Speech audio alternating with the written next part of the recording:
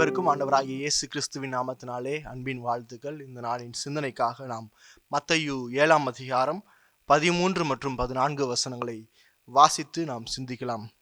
இடுக்கமான வாசல் வழியாய் உட்பிரவேசியுங்கள், கேட்டுக்கு போகிற வாசல் விரிவும் வழி விசாலமாய் இருக்கிறது, அதன் வழியாய் பிரவேசிக்கிறவர்கள் அநேகர். ஜீவனுக்கு போகிற வாசல் இடுக்கமும் வழி நெருக்கமுமாய் இருக்கிறது, அதை கண்டுபிடிக்கிறவர்கள் சிலர் என்பது இந்த மாதத்தினுடைய கடைசி நாட்களுக்குள்ளாக நாம் கடந்து வந்திருக்கிறோம். தேவன் இந்த மாதம் முழுவதுமாக நம்மை சுகத்தோடும் வெள்ளத்தோடும் பாதுகாத்து ஆசீர்வதித்திருக்கிறார். இந்த நாளின் சிந்தனையிலே இயேசுவை பின்பற்றுகிற ஒரு இருதயம் எப்படிப்பட்ட இருதயமாக இருக்க வேண்டும் என்று பார்ப்போம். விசேஷமாக இந்த மத்தேயு 7ஆம் அதிகாரம் 13ஆம் வசனம் சொல்கிறது, இடுக்கமான வாசல் வழியாய் உட்பிரவேசியுங்கள் என்று சொல்கிறது. இன்னைக்கு இயேசுவை பின்பற்றுதல் என்பது சுலபமானது அல்ல. வேதம் இந்த இடத்துல தெளிவாக சொல்லுகிறது. இது இயேசு கிறிஸ்துவனுடைய நேரடியான வார்த்தை. இயேசு கிறிஸ்து நேரடியா என்ன சொல்றாருன்னா, இது இடுக்கமான வாசல், இது கடினமான பாதை. இயேசுவை பின்பற்றுதல் இன்னைக்கு இந்த உலகம் சொல்லுகிற சுலபமான காரியம் அல்ல. இது கடினமானது, இது இடுக்கமானது.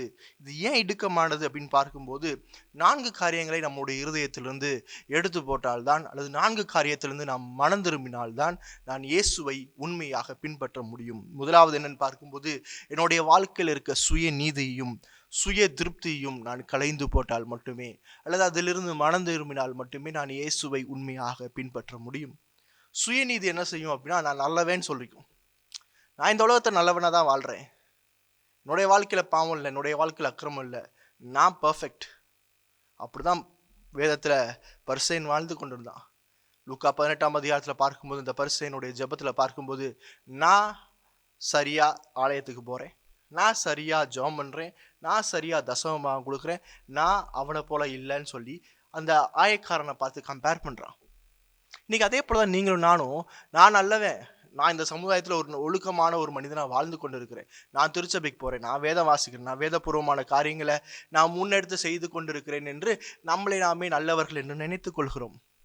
மனிதன் ஒருபோதும் தன்னுடைய சுயநீதியால் தேவனுடைய நீதியை சுதந்திரித்துக் கொள்ள முடியாது. இப்படிப்பட்ட இருதயத்தோடு நான் இயேசுவை பின்பற்ற முடியாது.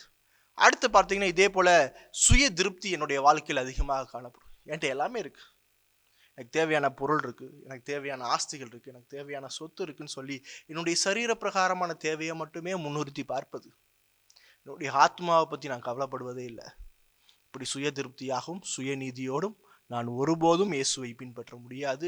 நான் இயேசுவை விசுவாசிக்கிறேன் என்று சொல்ல முடியாது. அடுத்து இரண்டாவதாக, எப்படிப்பட்ட இருதயத்தோடு நான் இயேசுவை பின்பற்ற முடியாது என்றால், என்னுடைய வாழ்க்கையில் நான் எடுக்கிறது தான் சரியான முடிவு, என்னுடைய வாழ்க்கையை நான் மட்டும்தான் ஆளுகை செய்கிறேன், என்னுடைய வாழ்க்கையில் நான் வேறு யாருக்கும் கீழ்ப்படிய மாட்டேன் என்ற இருதயம் இயேசுவை பின்பற்றாத இருதயம். இயேசுவை பின்பற்றுறேன், நான் இயேசுவை விசுவாசிக்கிறேன்னா, நீங்கள் முதலாவது என்னன்னு விசுவாசிக்கணும்னா, இது ரட்சிப்பினுடைய ஒரு முக்கியமான ஒரு பண்பு, இயேசு கிறிஸ்துவை ஆண்டவர் என்று விசுவாசிக்கணும். ஆண்டவர் என்றால் ஆளுகிறவர், இயேசு கிறிஸ்துவனுடைய முழுமையான வாழ்க்கையை ஆளுகிறவர். என்னுடைய சித்தம் அல்ல, முழுவதுமாக உம்முடைய சித்தத்திற்கு நான் என்னை ஒப்புக் கொடுக்கிறேன், உம்முடைய சித்தத்தை என்னுடைய வாழ்க்கையில செய்யுங்க அப்படின்னு சொல்லி என்னுடைய வாழ்க்கையை இயேசு கிறிஸ்து, ஆண்டவராகிய இயேசு கிறிஸ்துவுக்கு ஒப்பு கொடுத்து வாழ்வது, இது ரொம்ப அடிப்படையானது. ஆண்டவராகிய இயேசு கிறிஸ்து உங்களுடைய முழுமையான வாழ்க்கையும் ஆள வேண்டும். அப்படி ஆளவில்லைன்னா நீங்க உங்களுடைய சுய சித்தத்துல, உங்களுடைய சுய முடிவுகள்ல பாவத்தை மட்டும்தான் செய்வீர்கள். தேவனுக்கு கீழ்ப்படியாமல், தேவனுக்கு தாழ்மைப்படாமல் எந்த இருதயமும் இயேசுவை பின்பற்றாது. அடுத்து மூன்றாவதாக பார்த்தீங்கன்னா, நான் விரும்பி ஆசைப்பட்டு செய்கிற பாவத்திலிருந்து மனம் திரும்ப வேண்டும். அன்றைக்கு நேரத்தில் நம்மளுடைய வாழ்க்கையில் நமக்கு பிடிச்ச பாவம்னு ஒரு சில பாவங்கள் இருக்கும். அது என்ன பாவம்னாலும் சரி, அதை நம்ம விரும்பி செய்வோம், யோசனை செய்து செய்வோம், அதற்காக நம்ம நேரத்தை ஒதுக்கி செய்வோம். அதை பேர் ஆங்கிலத்தில் த டார்லிங் சின் அப்படின்னு சொல்லுவோம். இந்த டார்லிங் சின்லேருந்து நான் விடுதலை பெறணும், இதுலேருந்து மனம் திரும்பணும். இந்த பாவத்தை நான் நேசித்து, பாவத்தை ரசித்து, பாவத்தை அனுபவித்து கொண்டிருக்கிற இருதயம் இயேசுவை பின்பற்றாத இருதயம், இயேசுவை விசுவாசிக்காத இருதயம். நான்காவதாக, உலகத்தின் மீதும் உலக வழக்கத்தோடும் இணைந்து போகாத இருதயமாக இருக்க வேண்டும். இந்த உலகத்துக்கு ஒத்த வேஷம் தரிக்கக்கூடாது, இந்த உலகத்தோடு நான் இணைந்து இருக்கக்கூடாது. இதுக்கு மாறாக நான் முழுவதுமாக கிறிஸ்துவை சார்ந்து முழுவதுமாக வேதத்திற்கு கீழ்ப்படிந்து தைரியமாய் இந்த வேதத்தை நடைமுறைப்படுத்த தைரியமாய் இயேசுவுக்கு கீழ்ப்படிந்து இந்த வாழ்க்கையை வாழ நீங்களும் நானும் ஒப்பு கொடுக்கிற இருதயம் தான் அந்த ரட்சிக்கப்பட்ட இருதயம், இயேசுவை பின்பற்றுகிற இருதயம். அநேக நேரத்தில் நம்ம இதில் தோத்து போகிறோம். அநேக நேரத்தில் நம்ம நல்லவே நினச்சிக்கிறோம். எனக்கு இருக்கிற இந்த உலக ஐஸ்வர்யங்கள் என்னை பாதுகாக்கும் என்று நினைக்கிறோம். நான் எடுக்கிற முடிவு தான் சரி என்று நினைக்கிறோம். இந்த பாவத்தெல்லாம் யாருமே செய்யலையா, பரவாயில்ல அப்படின்னு சொல்லி பாவத்தோடு இணங்கி போயிடுறோம். பாவத்தை எனக்கு பிடிச்சிருக்கனால அதை நான் செஞ்சிடறோம், ஆசைப்பட்டு செய்கிறோம். அடுத்து பார்த்தீங்கன்னா, நான் உலகத்தோடு எப்பயுமே சேர்ந்து இருக்கிறேன்.